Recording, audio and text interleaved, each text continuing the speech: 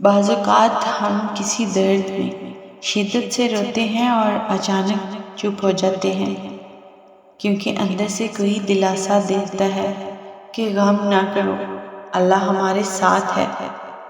وہ تکلیف بھی رحمت ہے جو دل پر گزرے اور ہمیں احساس دلائے کہ اللہ سے بڑھ کر کوئی ہمارا احساس نہیں کرتا۔ قرآن پاک میں اللہ تعالیٰ کا ارشاد ہے کہ اللہ تعالیٰ اپنے بندے کو کافی نہیں جانتے ہو، یہ اللہ کی محبت ہی تو ہے جو دنیاوی خواہشوں سے غافل ہو کر اس کی ذات میں فنا ہونا سکھاتی ہے۔ ہر پریشانی اپنے ساتھ آسانی بھی لاتی ہے۔ اللہ اپنے بندے کو تنہا نہیں چھوڑتا۔ اگر اللہ تمہیں تہجد تک لے آیا ہے تو اس کا مطلب ہے کہ اللہ تم سے راضی ہے، اور تہجد کا مطلب محبوب کو مانگنا نہیں ہے بلکہ اللہ سے اللہ کی محبت کو مانگنا ہے۔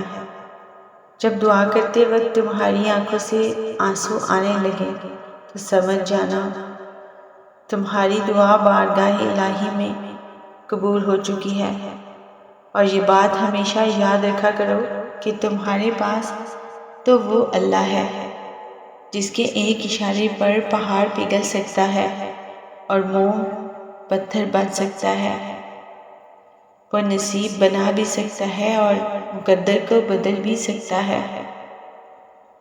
اگر ایسا نہ ہوتا تو وہ کبھی انسان کو دعا سے آشنا نہ کرواتا، موضوع کا علم نہ دیتا، اور میرا اسی اللہ پر توکل ہے۔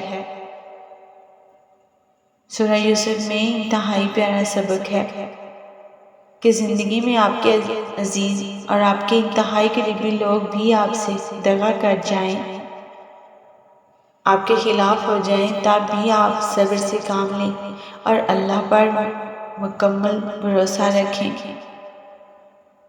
تو اللہ پاک آپ کو وہ مقام عطا کریں گے کہ زمانہ دیکھتا رہ جائے گا۔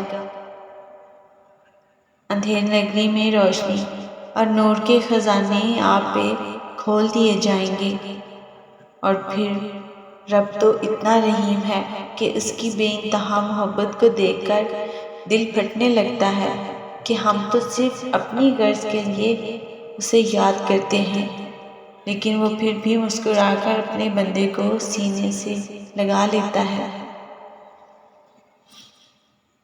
اور یاد رکھنا تمہارا پروردگار بھولنے والا نہیں، وہ تمہیں صلہ ضرور دے گا۔